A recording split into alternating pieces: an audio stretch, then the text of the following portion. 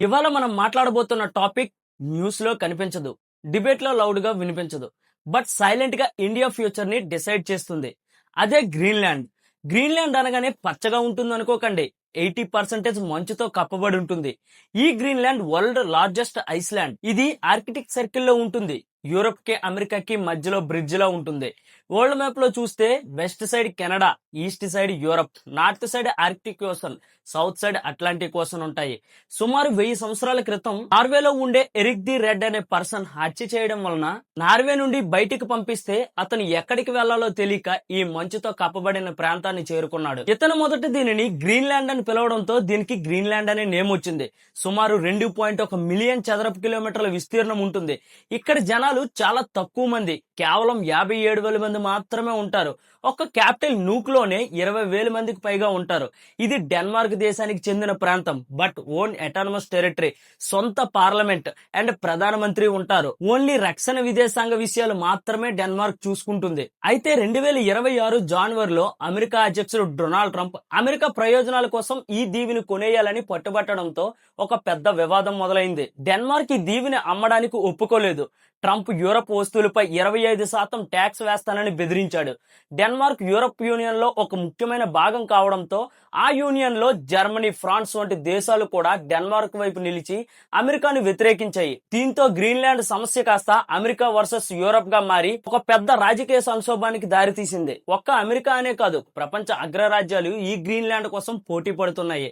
China direct మిలిటరీతో రావడానికి possibility లేక business and investment ని ఆయుధంలా వాడుకొని గ్రీన్లాండ్ లో ఎంటర్ అయింది. Mining contracts, ports and airport construction చేయడం, సైంటిఫిక్ రీసెర్చ్ పేరుతో ప్రెజెన్స్ ఇవ్వడం, చైనీస్ కంపెనీస్ ద్వారా ఇన్ఫ్రాస్ట్రక్చర్ డీల్స్ చేయడం. మెల్లగా చాప కింద నీరులాగా చైనా పాకుతుంది. ముందు బిజినెస్, తరువాత ఇన్ఫ్లుయెన్స్, ఆ తర్వాత కంట్రోల్. ఇది చైనా ప్లాన్. అలాగే రష్యా ఎప్పుడు గ్రీన్లాండ్ ని ఆక్రమిస్తా అని చెప్పలేదు, కానీ ఆర్కిటెక్ట్ మొత్తం మీద డామినెన్స్ సాధించాలని చూస్తుంది.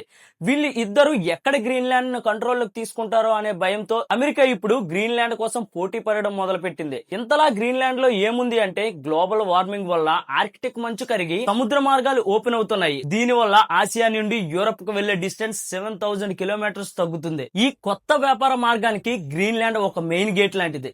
అలాగే రష్యా నుండి వచ్చే మిసైల్స్ ను ముందుగా పెట్టడానికి ఇక్కడ అమెరికాకి ఒక కీలకమైన స్పేస్ బేస్ ఉంది. రష్యా ఈ ప్రాంతంలో తన ఆధిపత్యాన్ని పెంచుకోవాలని చూస్తుంటే అమెరికా దానిని అడ్డుకోవాలని ప్రయత్నిస్తుంది. వీటినన్నింటికీ మించి మన ఫోన్ లో చిప్స్, ఈవీ బ్యాటరీస్ తయారు చేయడానికి కావలసిన రేర్ ఎర్త్ మినరల్స్ ఈ గ్రీన్లాండ్ లోనే ఉన్నాయి. రేర్ ఎర్త్ మినరల్స్ అంటే lithium, cobalt, nickel, uranium.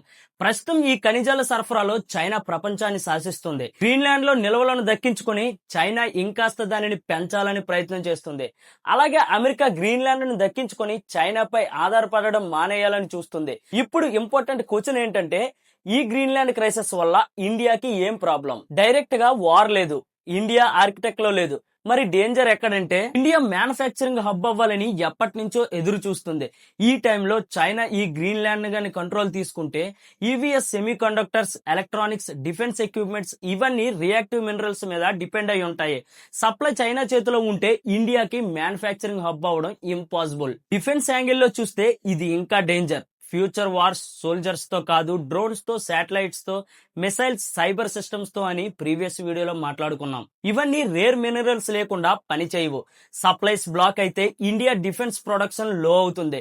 Technology gap increase అయ్యి నేషనల్ సెక్యూరిటీకి రిస్క్ పెరుగుతుంది. ట్రేడ్ యాంగిల్ కూడా ఇగ్నోర్ చేయలేం. Architect rules China or west control లో ఉంటే shipping rules, insurance cost, trade conditions ఇవన్నీ వాళ్ళే డిసైడ్ చేస్తారు. ఇండియాకి బార్గెయినింగ్ పవర్ తగ్గిపోతుంది. అలా అని అమెరికాను కూడా నమ్మే ప్రసక్తే లేదు. సవాళ్ళను ఎదుర్కోవడానికి భారత్ ఇప్పటికే వ్యూహాత్మక అడుగులు వేస్తుంది. చైనా, అమెరికాపై ఆధారపడడం తగ్గించి యూరప్ దేశాలతో India EU free trade agreement, భారీ వాణిజ్య ఒప్పందాన్ని 2026 జనవరిలో కుదుర్చుకుంటుంది. దీనినే మదర్ ఆఫ్ ఆల్ డీల్స్ అని పిలుస్తున్నారు. అలాగే అక్కడ మంచు కరగడం వలన మన వాతావరణంలో ఎలాంటి మార్పులు వస్తున్నాయో తెలుసుకోవడానికి నార్వేతో కలిసి సొంత సోలార్ రీసెర్చ్ నౌకను తయారు చేసుకుంటుంది. అదే సమయంలో ఇండియాలో ఉన్న ఖనిజాలను బయటకు తీయడానికి కొత్త ప్రోత్సాహాన్ని అందిస్తుంది. ఇది గ్రీన్లాండ్ చుట్టూ ప్రపంచం తిరుగుతున్న ప్రాసెస్.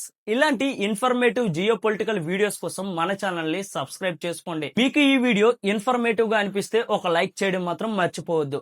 మీరిచ్చే లైక్ నాకు మరిన్ని వీడియోస్ చేయడానికి కొత్త ఉత్సాహాన్ని ఇస్తుంది. జై హింద్.